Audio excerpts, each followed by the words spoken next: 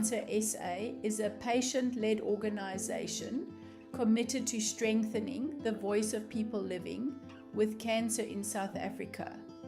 Through advocacy, community engagement, and the development of the country's first patient-led cancer registry, the organization works to ensure that patient experiences, data, and lived realities contribute to better understanding, research, and support for those affected by cancer. As part of this work, Living with Cancer SA produces a range of conversations that explore the realities of cancer beyond the clinic. What Cancer Reveals is the organization's third podcast series and introduces a new perspective on how cancer is understood and discussed. This series steps outside the familiar stories of diagnosis, treatment, and survival. Instead, it explores what cancer exposes about systems, power, data, identity, and the invisible work that patients, families, and caregivers are often forced to carry in order to survive and to be heard.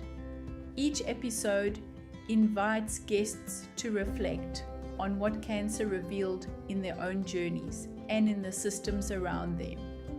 These conversations move beyond inspiration and awareness to examine the deeper truths cancer uncovers about healthcare, society, and what it really means to live after illness. What Cancer Reveals is an invitation to listen differently, to question what we think we know about cancer, and to recognize the knowledge that emerges from lived experience. What Cancer Reveals is a podcast series that steps outside the familiar stories of diagnosis, treatment, and survival. Each episode explores what cancer exposes about systems, power, data, identity, and the invisible work patients, their families, and caregivers are forced to do to survive and be heard. This series moves beyond inspiration and awareness to examine the truths cancer uncovers about healthcare, society, and what it really means to live after illness. Good afternoon and welcome to the Living with Cancer podcast series. Today we are continuing with our What Cancer Reveals series, and we have Anton Els as our guest today, and this is episode number 5. So do you want to start off by just telling hi. Do you want to start off by just sharing a little bit about your story, what happened when you got diagnosed, and then go from there? Okay, yes, okay. It started 2021, I think, yes, 2021. Myself and the family, we were driving to the Eastern Cape to have a weekend there by my sister-in-law. Anyway, when we came back, I could not really see in front of me. Everything was like blurry. So I used my wife's glasses so that my eyes can just focus more. Anyway, the next Tuesday, I went to have my eyes test. Long story short, the lady tested my eyes. She tested the glasses of my wife, and she told me, "No, but listen, your eyes is much better than the glasses." So she took my sugar, and it was 12.9. Anyway, I went to my own GP the next day. He did a few tests, and the next week I was there to. So he told me, yes, it was. I'm a type 2 diabetic, and my cholesterol, so you have to give me medication for it. Okay, anyway, okay, it is fine. It was just a life changing, because at that time I was nearly 150 kgs, but it is fine. He told me with this a different lifestyle, maybe a bit of this practice, eating the right foods, it will get better. So it is fine. So I went on, and in the next week, the nurse that is working there, she told me that I must come in because the doctor want to do more tests because he saw in one of the tests um, that there was something that he don't like, and he want to do he want to do a thorough test so that he can see what is actually wrong. At that stage, he told me that the protein in my blood was high. Anyway, I did not know what it mean, but anyway, I went to the doctor. They took the blood, and and in a week's time, he phoned me and they said, okay, well, that is what he was suspecting. It's a possible multiple myeloma. Anyway, he sent me to another doctor to do some tests, and because at that time our as a medical would not cover all the tests that was going to be done. I was going to the hospital for 3 days so that they can do all the tests. The test was full X-rays, more blood, and bone marrow biopsy. Anyway, I was there on the Monday. On the Monday, they did everything, but my I was only on a Wednesday that I would see that doctor that was going to do that. So as you can think, it was quite nervous. I was quite nervous because it was COVID time, so you are literally in four white walls. There is nothing inside, just your bed and a monitor. There is no one you can talk to, but that is that. Anyway, on Wednesday come, the guy did it, and I went down, and I think about 5 or 6 days after I left the hospital, I went to see the doctor, and he just said to me, "Oh well, Anton, that is what it is, but that is not his line of expertise. He's going to send me to an oncologist in George, Dr. Kraus." Anyway, we phoned and we made an appointment for that Saturday, which was supposed to be at the 1 o'clock. But Friday morning they phoned us to say, okay, well, we can come in earlier because then we have the whole Saturday for this ourselves. We came there, we fill in the forms. It was quite just nerve-wracking because we didn't know what to hear or what he was going to say, and that and that and that. And eventually he came in. We just went to him, and he gave us an explanation for everything. He said to me, well, it is fine. Well, it is fine, but it's not really fine because I don't have to be in such a nervous state because I say, firstly, they have found the cancer quickly, or not quickly, early. They found it early, so they can treat it this earlier. And because I am young still, it would be easy to just manage. So we said I should worry, but it was no need to just stop living.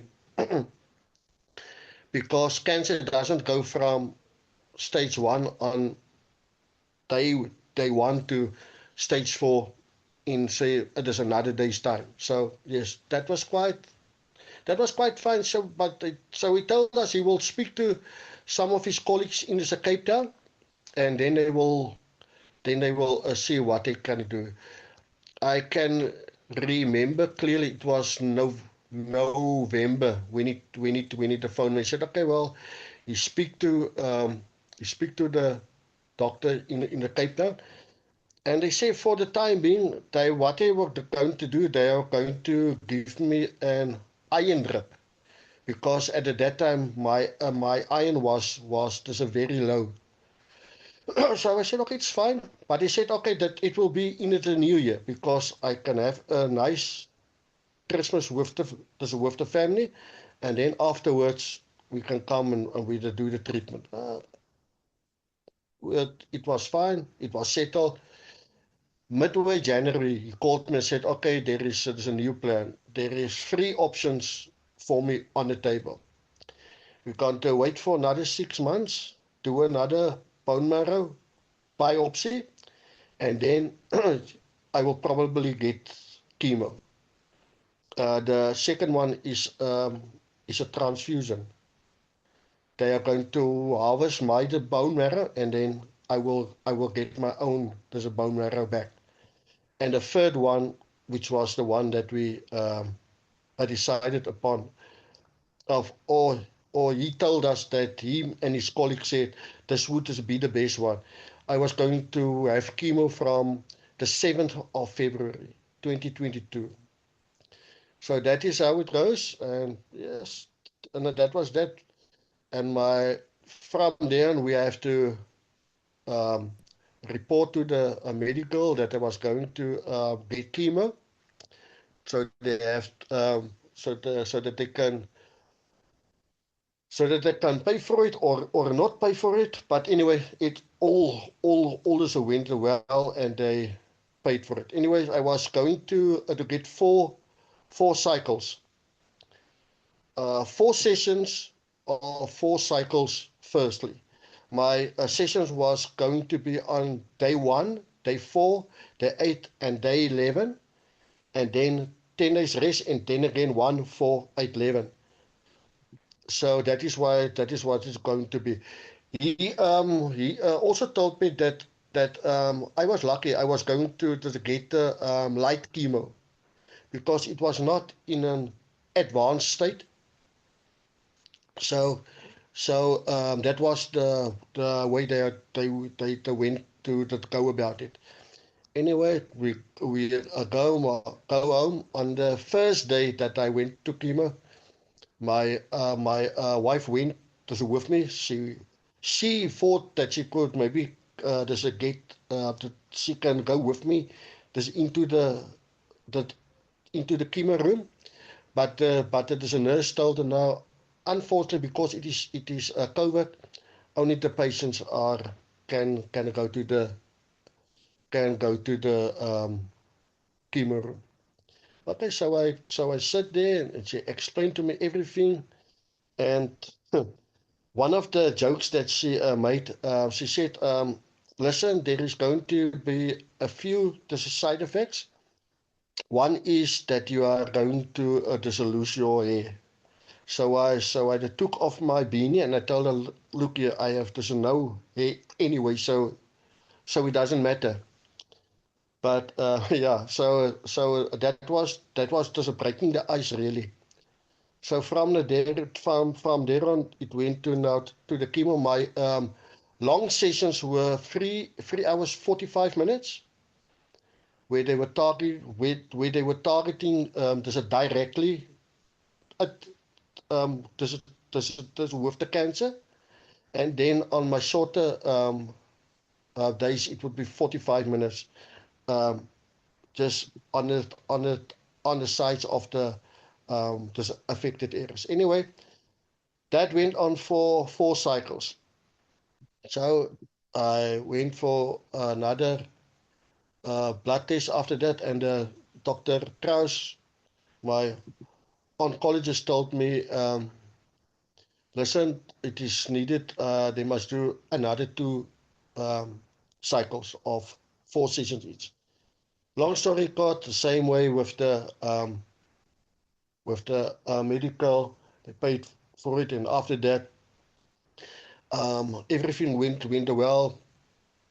He told me I must come back in 3 months' time.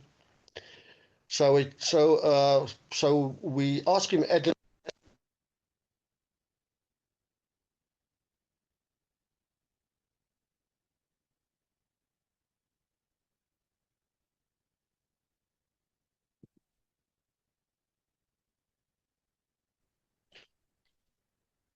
What happened? Anton, you just disappeared.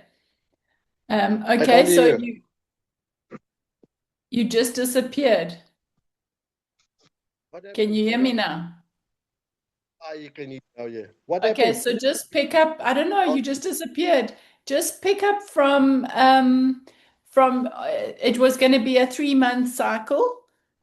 So just go from okay. there. And also just before you start, we'll just edit this out, so don't worry. Just you've never actually said what your proper diagnosis was. So maybe just also say, so you started with your 3-month cycle, you can pick it up from there. Okay. Okay, so I was diagnosed with smoldering multiple myeloma. It was not there was not a fully blown multiple myeloma. They call it smoldering myeloma because it is there, but it is not there. If you understand what I'm saying, so it was treated accordingly. So I went for those treatments, and then after my last treatment, the doctor told me I must come back in 3 months' time. Then they will do another checkup, the blood, X-rays, biopsy, everything, just to see how it goes and if there's any cancer there and that and that and that. So, but we asked him if it would be possible if we could visit our daughter because we haven't seen her since since she left for to Italy, which was three years uh, this previous to the death. Sure. And during if I can just add during my chemo, she had there's a baby boy, our the grandson. Oh, So wow. yes, it was quite nice. So we told us now, well, you can go and visit, go and just visit this Italy after 4 months. You come back, and then we will do all the tests. Anyway, I we came back, um, but let me just say to you, like I said to you, when my doctor first asked for the test, I was weighing 130 kgs. After that diet change and my exercise, I think I went down to 71 kgs, which is almost half a person. So anyway, after that 4 months, I went to the I went to all the tests, and he phoned me after the test and he said, Anton, everything is just looking great, but why don't you pick up any the weight? He said it is not normal for you to pick up 10, 12, 14, 15 kgs at once, but you should not stay at the same weight. So he sent me for the scan just to see if there's underlying something there to see why am I not picking up. Anyway, I went for the scan. Sorry, I went for the scan. He phoned me back. He said, Anton, there's nothing wrong. But maybe it was your diet that keep you on it weight. But there was a but in it. They saw a growth on my left kidney on it on its scan. So he told me that he will make an appointment with the doctor here in the Mossel Bay, Dr. Steenkamp. So I went there. Um, he saw everything. He do. He did a. He did a. He did a test. Everything. It was clean. And then he said, "Okay, Anton, let's wait for 6 months. Sorry, 6 months. Then we see if the thing is getting bigger, or if it's smaller, or it is gone." Anyway, after 6 months, another scan. I went back to him and said, unfortunately, the thing is bigger. So there was two options at that time. Because that growth was in the center of the kidney, it was difficult to take out just the growth. he told me there was a lady doctor in a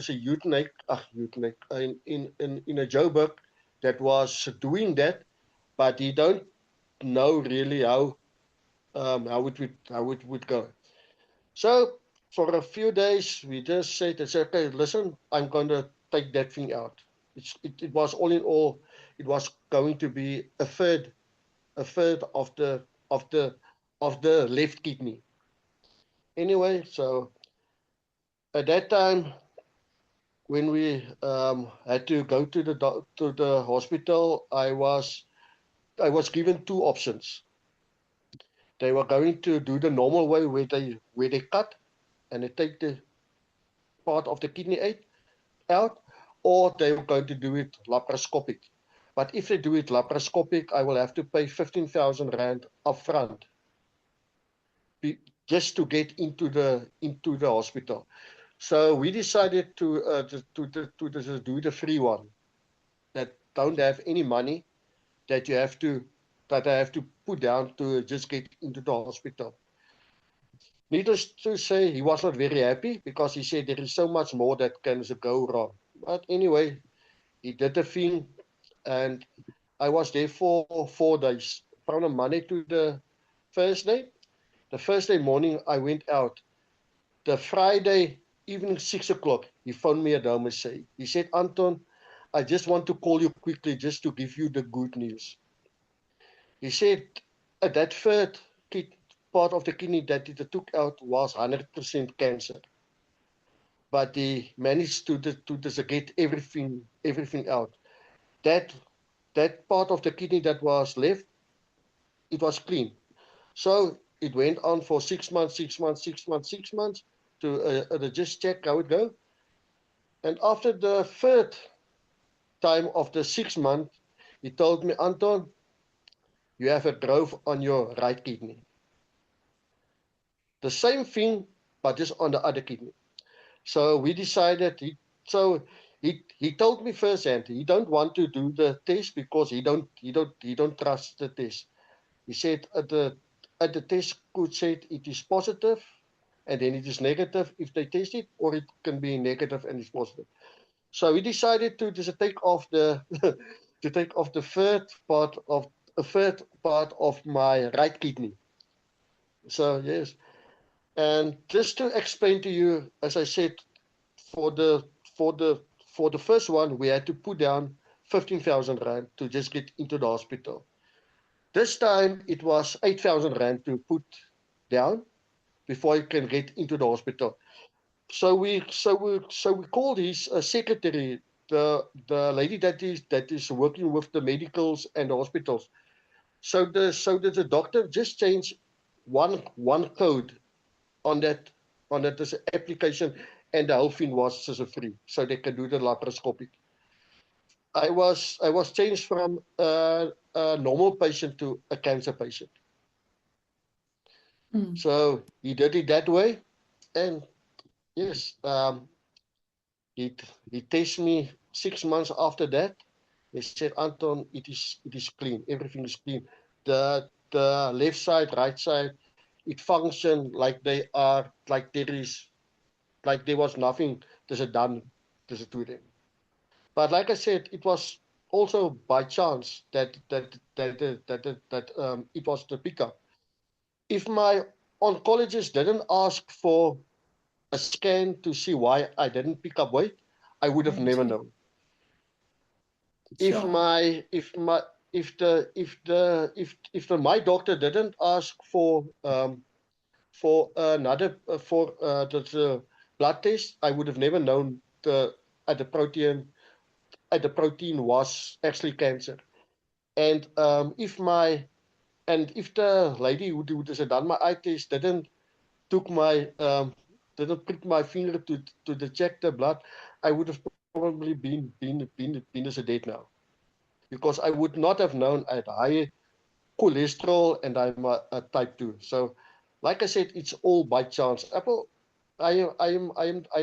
always smiling when the people ask me, Anton, tell me your story. Then I'm just smiling, because I know it is just from the power from just up above, and people who are actually doing the work as the medics. So Yes, Anton, yeah, go ahead. Like you were going to say. Like I said, well, there's a Dr. Steka, he's the guy that was doing that thing on my kidneys. He is one of the old doctors. He's not old, but he is old school. If a thing is not right, it is not right. If it's wrong, it is wrong. There is no halfway measures. I have seen him angry in that hospital, and I've seen him smiling in that hospital. So yes, um, So I was in good hands. Sorry to the keep carry on. No, I can really say I was in a very good hands by every everyone that I was talking about now. So I'm Anton, that's finished. exactly what I was going to say, is that it sounds as though you were in a because this series is all about navigation, and it sounds as though you were in really good hands from the very beginning. But it also sounds as though there are some areas that both the medical team and the system could do slightly better and differently. So, for example, understanding that by just changing a code where you go from a normal patient to an oncology impacts, because not only did it sound as though you were getting more and more bills and large sums to pay, but also there's all of the extra that goes with it. So the emotional stress of, okay, now this is additional costs, where am I going, you've got to find the funds for this. So it's all quite stressful. So I think that's probably an area where there could be a bit of a system change. And then again, you spoke about how it was just luckily this, and thank goodness that, where additional tests and scans and stuff were done, and then you just kept on finding cancer. I mean, for someone who's kept on going back and finding more and going back and finding more, you've incredibly positive and very almost like chilled about it.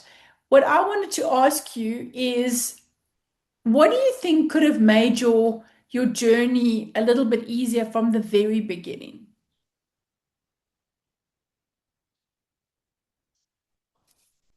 That is very difficult to the answer because I could maybe when my GP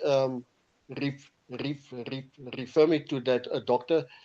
Um, that doctor could have maybe told me a bit more about all the tests that was going on, because he just told me on my when I went back to they could talk to me, he just told me it is what he suspected it is. It is he think it is multiple myeloma, but he don't know because it is not his field of expertise. His field of the expertise on that time was more organs like that. So um, maybe my own doctor, but I can't really. There's a bad man of him now because he is a very good doctor. But like I said, you could maybe send me to um, say someone with more knowledge of that kind of stuff, of why is the protein high in the blood, of maybe somebody who doesn't know more about blood cancers or in the deadline. I can't say it is the negative, but if I must be like 100% critically, then I will just point out that, because at my oncologists I can't fault them. With the other stuff at my kidneys, I can say well, as I told the story, there's the same story, two different ways of how to pay for it, or how to not to pay for it. So I think that could have been handled differently. Um, like I said, well, Well, it is it is tough to hear. Listen, you can only put 15,000 rand down, and that is just to get into the hospital. Not on your medical. It will you will put it down cash. Luckily, our medical covered most of the Sedat, not most. Our medical covered all of the Sedat because we didn't go for the 15,000 rand one on the first time. You see, we went for the free operation. Like I said, the doctor wasn't very happy with it because there is much more risk. But to answer your question, yes, I think there can be, they can maybe be clearer and send you to better, or not the better, better qualified people, and not to a doctor just to send you to someone and then that doctor just told you, I don't really know what is going on, and then send you to the doctor that is actually that actually know about everything. So yes, um, that is how I think about it. So I said it's not much I can talk negatively, really. And you know, Anton, it's not about positive or negative. I think sometimes, you know, when you're working in a space all the time, you make a lot of assumptions, and sometimes it's just we assume that people will know or people can just do, and they're so focused on other stuff. It's not, but I think part of what we need to do as patients is we also need to ask what we want for and what you know what we want and what would make our life different. What I wanted to ask you, another question is, you spoke about your wife and your family and the support that you've had. Just take me back to a little bit of that. What happened when you as a family heard about your diagnosis, and then you had to, you know, I need to, you kept on having to navigate another diagnosis with more treatment, and then from that you had to go to the next and the next. So, what was that like emotionally for you and your family? Firstly, when I was told I had this that the protein in my blood is high, I'm going to start at the very first now. When the doctor found out that the blood was high, he actually phoned my the wife first because she is the main member of the medical. So she knows about it. There's a first hand. So she phoned me and said, "Okay, the doctor said you must come in. He will explain to you that and that and that." Okay. So we take it. We took it well because we didn't know um, what to think of it. So, but after the second time, when I was told, okay, I must go for these other tests, like I said, which was in COVID time, it was kind of stressful for all of us because we don't know what to think about it. Why all the tests all of a sudden? And yes, it was quite difficult. But after that first Saturday morning, it is like if I see it in in front of me now. After the doctor speak to us, we were just both just very calm. To be quite honest, we were very calm. We spoke to the kids and tell them what was what, and we speak to the rest of the family. So we had a bit more knowledge of what we could of the what it was. Like you said, every one of us, when we hear something is the wrong, what do?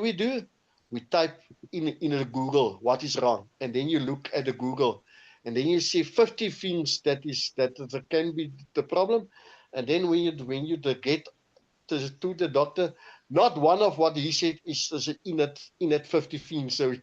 So yes, no, we would like I said, we were kind of stressed when it started out, but after the doctor told us what it is and how it was going to be, it was more calm. It was. a bit more difficult for her to when I was getting my treatment, because I wasn't moody or stuff like that. On days when I had my chemo, I just couldn't sleep.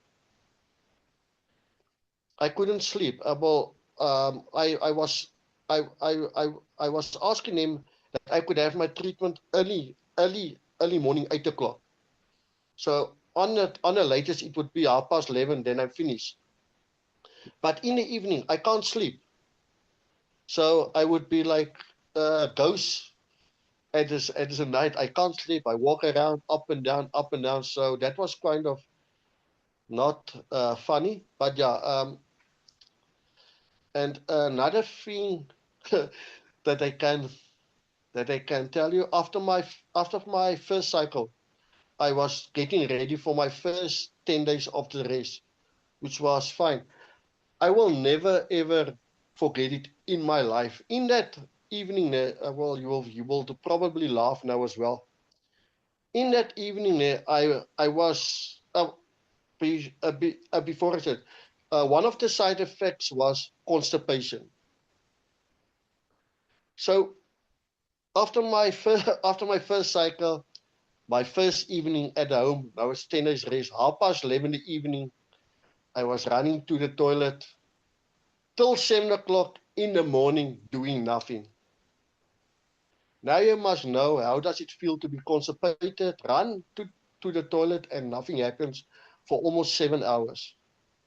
And then I was just like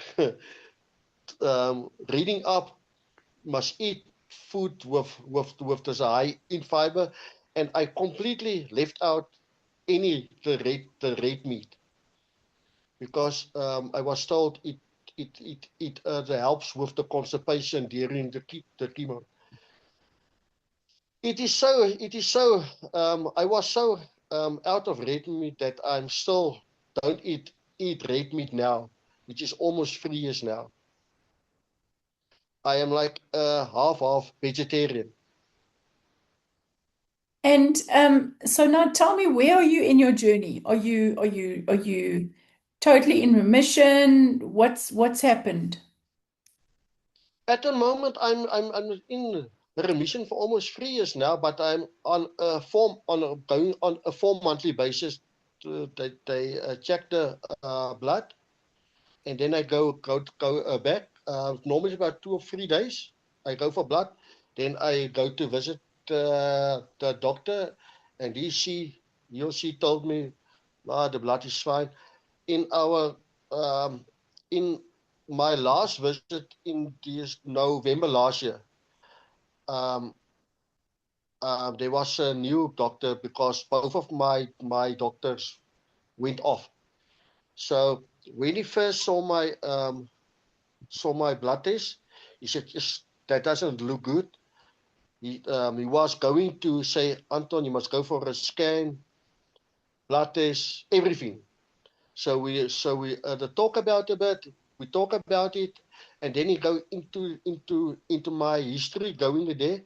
So when I was in when I went to the center for the first time, my protein score was 49, which was high at that time. It was high, but it was like that smoldering cancer. The last November it was 24. So he told me, okay, it is high, but if you take it to with that other 49, it is fine. So there was no test. So March this year, I saw him, and it went up, a bit, not a lot, but it is getting higher. So we will probably see in July what a test is going to show us, and then we will act on it if it is necessary. But like he told me, I must just be realistic. Multiple myeloma, there is just no cure. It is just you can just managing it. It's like chronic cancer. it comes back. So yes. And Anton, just in terms of your outlook about life, how has that impacted you? I am actually a very positive guy. I'm a very positive guy. So yes, there is a few downfalls as well, but when I just speak to some of my friends, also some of people that are also having cancer or are sick, when I was having chemo, I was 51 or 52, I think. The people who just went work to chemo with me are people 70, 80, 85, much older than what is I am. And if you see how those people are enjoying life, I just told myself there is no way that I could ever go and not be happy like this and that. Well, you can't be happy every time. There is some things there is always issues, but for mostly I am very positive, and I have a very good outlook on the future. So yes. So, Anton, just to wrap up our podcast, what words of wisdom do you have for anyone that starts on this cancer journey? You know, they've just been diagnosed, now what? Well, yeah, well, you must have a good support system. If you don't have people that is going to support you, either the medics or or or on a personal basis, it's going to be the rough. I can say that much. You must just be a positive. Um, like I said, everything in the life, if something went is too bad, it must get good. Eventually, it may not be. It may not turn good, say in a 1 or 2 or 3 days, may not even a year or the two, but eventually, it it will get better. But as long as you have people that are standing with you, then you can basically conquer anything. Beautiful. Anton, it's been my absolute pleasure to hear about your story and to just so that thank you so much for sharing your story. I know that these stories, you know, all the stuff that you've gone through, it always just helps other people during their cancer journey. So thank you for being willing to share, and thank you for just your positive outlook, so that it also gives other people hope. And I wish you well and Well, many, thank many you for more that having me. years, many more years of Thank you. You remission. as well. You must also have a disability. Oh, Thank thank you. you. You as well. Thank you, Anton. Okay. Thank you very much.